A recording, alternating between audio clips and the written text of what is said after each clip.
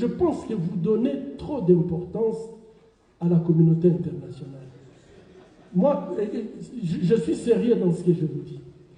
Lorsqu'un peuple décide, prend son destin en main, il n'y a aucune communauté internationale qui va s'opposer. Ils vont vous suivre. Mais vous, dans notre pays, nous sommes convaincus que pour diriger ce pays, il faut que vous ayez les Américains et les Français. Vous vous trompez.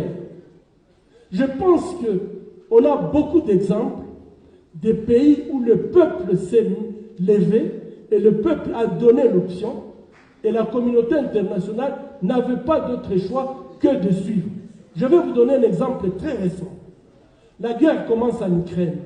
Qu'est-ce qu'on propose à Zelensky?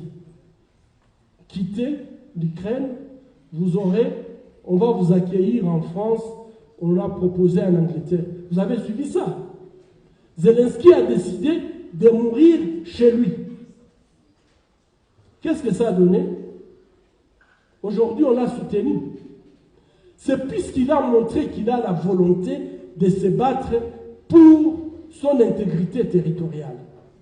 Et moi, je pense que le jour où le Congo se mettra debout et dire, vous voulez les minéraux, ça, on ne peut pas les interdire de venir acheter les minéraux. J'ai dit bien acheter les minéraux. On ne peut pas les interdire, puisqu'à ce moment-là, peut-être c'est la bombe atomique.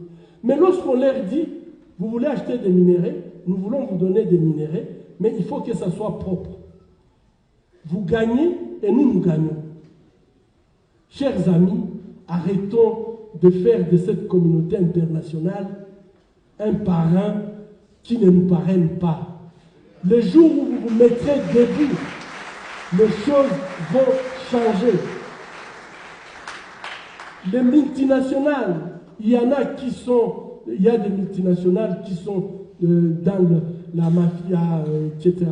Mais je crois que, chers amis, tout dépend de nous. Lorsque nous avons le niveau de corruption que nous avons, lorsque nous n'avons pas de cadre juridique, qui peut commencer une affaire ici à Bukavu? Est-ce qu'à Bukavu, il y a encore des hommes d'affaires?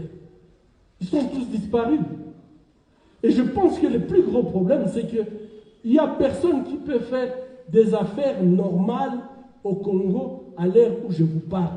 Le niveau de corruption est tel que tout ce que vous pouvez essayer de faire comme affaire au Congo, vous allez tout simplement avoir 50 services de l'État qui viennent vous taxer.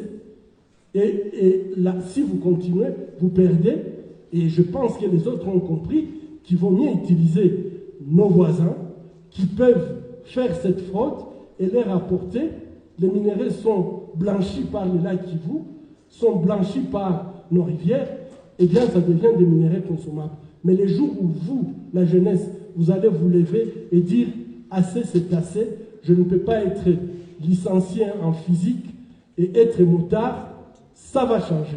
Mais tant que vous acceptez d'avoir une licence en chimie et tout ce que vous trouvez comme travail, vous vous plaisez de faire le motard ou je ne sais pas, un travail qui ne correspond pas à votre diplôme, c'est que vous êtes vous-même en train d'accepter le traitement que vous subissez. Refuser, c'est la solution.